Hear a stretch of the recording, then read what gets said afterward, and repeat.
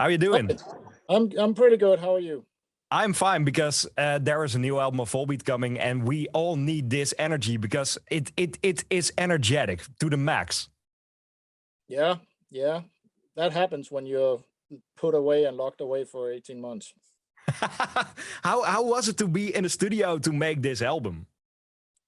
It no, it was actually easy. And it was fun, but it was also a little bit strange because Rob wasn't there.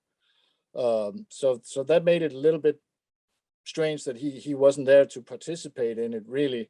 But it was what it was. So it's just basically the three of us and then Jacob, our producer, and it was more like a throwback to the first couple of albums because again, that was only Michael and I or the band and Jacob, and so it was kind of a little bit like a throwback to our early days. But we were well rehearsed and we knew almost all the way what we wanted, how we wanted to sound, and Jacob has been with us for almost forever anyway, so he knows how we think, and it went really, really fast and it went really, really smooth. After I think we were done after like 2 weeks, actually. Oh wow! And then we said, well, we still have like 2 weeks left. Maybe we should use that time to do something. And that's when we decided to look into, maybe we should do some cover songs or stuff like that, because the record company and management always wants, bonus songs, B-sides and all that stuff. And we are not the type of band who do like, let's say 20 songs and pick out 12 or 13. If we have 13 songs, then we have 13 songs and that's it. So we were like, oh, so maybe we should start working on some cover songs. And that's what we did for the last couple of weeks, actually. But that must be fun to record some covers. Metallica did it once with a whole cover album, and it gave them energy. I think for you maybe the same to do that.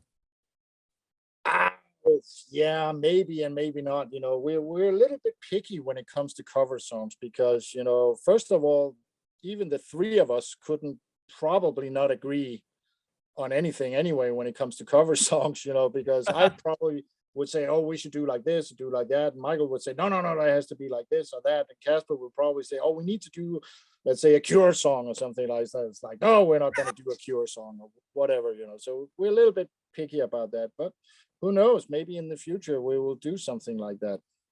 Now the album is released this Friday. It must be good to have this out in the world. Yeah.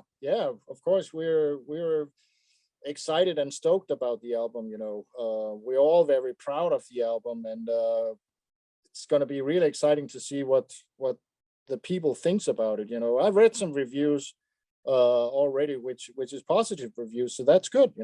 That's a good sign. But in the end, it's the people who decides if the album is good or is it bad.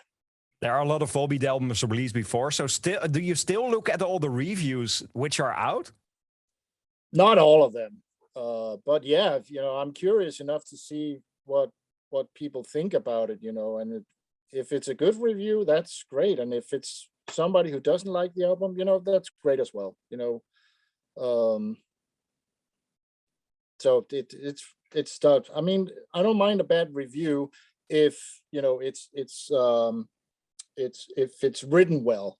If it's just a review, to say, oh yeah, Michael looks like an idiot, John is an old geezer who can't play, fuck them, fuck that, I hate the fucking band, fine. But why waste your time and my time with that? If it's somebody who says, I think this album isn't very good because, and they list something where you kind of go, okay, that's kind of makes sense, then I'm fine with that. What I like about this album is that you hear Volbeat a lot. It's still the same band, but every time it develops, I hear the piano parts in it, more saxophone than ever. It's so good to hear every album is totally different. Yeah, well, I guess it's because we evolve as musicians as well, and we're not really afraid to do some experiments, and it's always kind of actually been like that. And for let's say, Wait a Minute, My Girl, because of the vibe that the song had, it was very quickly in the process, Michael said, I think we actually use some saxophone on here. We can use the piano. Let's use the same two guys that we used on Die to Live, because those guys are rooted in that 50s type of music anyway, and it has that vibe to it. So it's like, yeah, it will fit the song, so why not? You know, there's no need to put a saxophone on a track if it doesn't fit the track.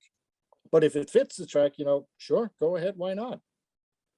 There's a song on the album as well. It's called Dagon Fur, and it's been around for a long time, I heard. Yeah. I didn't knew the story behind it, but apparently it was something that Michael was working on already when he was working on the stuff that became the Rewind album, but he never got around to finish it. And at some point, I think it was his fiance who actually said, "What happened to that song?" And he was like, "What song?" "Yeah, you know, that song it's not finished. I don't really know. Doesn't really work." And apparently she said, "Oh, you got to finish it. It's a really, really beautiful song." So I guess he went down wherever he goes down and actually managed to finish it. And we were presented to it. And yeah, that's basically how that one came about, actually. But it's some of it is apparently leftovers from the Rewind sessions. And I love the combination with Stina. I know her from Alphabet. They had a big hit in the Netherlands as well. That's a totally different vibe than Volbeat. How did it combine with her, this song? It was because when the song was done and we were rehearsing it, he said, "I think we should have a female voice on this. You know, have a female singer sing parts of it." I was like, "All right, you know, whatever. If it fits, then it fits, you know." And he said, "You know, I'm thinking about bringing in Stine for it. We've met her a couple of times, and we've crossed our paths with Alphabet back in the days when they were really active." And I was like, "Yeah, sure, why not? She has a great voice." And he got in touch with her management and vice versa, and she said, "Well, send me the song, and I'll see if I can do it, want to do it, or stuff like that." And she reported back and said, "Yeah, that this could be fun. I'll love to do it." So that's basically how that one came about. And it's the loudest album so far, but this is kind of a pop song. Yeah, you know, but I think it's also a positive song. And like, you know, Wait a Minute is a positive song. And you know, those two songs were released as singles, and it was like, well, why not release something that has a positive message to it instead of releasing something that's doomy and gloom and the world is shit and we're shit, you know. Have people shine a little light into their everyday, especially now in these times where you still got the COVID and seems like a lot of places is closing down again and all that stuff, you know. So it's like, yeah, let's bring out some positiveness to it. In the Netherlands, everything is closed again. There are no live shows at the moment, but you with the band were allowed to play some shows in the US. How was that tour? It was, the general feeling was just, it was great to go back out on tour. I mean, we've been stuck here as well, like everybody else has. So just being able to go out and do a couple of shows was actually great. It was a little bit strange because, you know, you had to wear the face mask all the time. You know, of course, we all had to be vaccinated everywhere we went to the venues. They had to be fully vaccinated as well. And yeah, we had to wear the face mask, you know. On our day offs, we had to be not careful, but, you know, cautious of where we were going. You know, if we wanted to let's say, go out and get some lunch, you know, we were just using our common sense. And if we found a place, it's like, okay, this place is packed, we should probably not go in there, because in case one of us, either band members or crew members, get sick, you know, the tour is over. Yeah. So it was a little bit, you know, it was a little bit strange, but like I said, we just used our common sense, you know, and tried to stay away from crowded places and all that. But apart from that, it was just great to be back out and play it. I mean, we were a little bit rusty, even though we had rehearsed a lot, but we were kind of rusty because it is different once you get up on that stage. Things might happen, but, you know, on the other hand, the crowd was rusty too, so it kind of added up in the end. And now there is this album. It gives a lot of energy. What is your most favorite song of the album? I would love to play 2 songs in a row. Okay.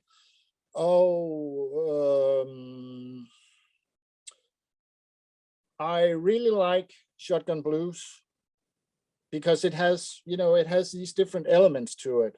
It's got like the rock thing, but it's also got this metal part and still got the big chorus and everything. And it's a good mix up of a lot of stuff. So I kind of like that one. Another favorite these days, it kind of switches back and forth. It's actually the song Mindlock. Because it has that Eastern, I don't know if you want to call it rainbow type of feel to it. So those two right now, but if you ask me again tomorrow, it might be too different. I can't wait to see you and the band finally back in the Netherlands. But what did you learn during lockdown? Because I see some Lego behind you. Did you work on Lego in the last few months? Oh yeah, I've been collecting some sort of Legos for the last couple of years actually. And yeah, now that I had, a lot of time off, I had some sets lying around and I've started building those. I'm actually building the Millennium Falcon these Wow. days, and it drives me completely insane. I've made so many mistakes, so I'm getting absolutely mad about it, but it's a great set. It's a huge set, and it's going to look awesome when it's done. But apart from that, we actually for the first time spent the summer at home with our families, which was the first time in like 10 years or something like that. And I think in hindsight, it was actually good for us to be able to spend some time at home, even though everything was locked down and you couldn't really do anything. But just, forget about this band thing for a while. Michael had a second kid and he was home for that. And I think it definitely re-energized us. It recharges our batteries. And now we're like, okay, let's go out. We have to go out. Now it's time. We got to go to work. Let's go out now. I can't wait to see you next year, hopefully in the Netherlands with the band. But the band is back with this album. It's so good. I can't wait to play your favorites on the radio. And thanks for joining me today. Sure, thank you. And we can't wait to come back to Holland as well. It's been way too long since we've been there. Thanks a lot for your time, John. Thanks for joining me. Thank you. Stay safe. Enjoy the Falcon.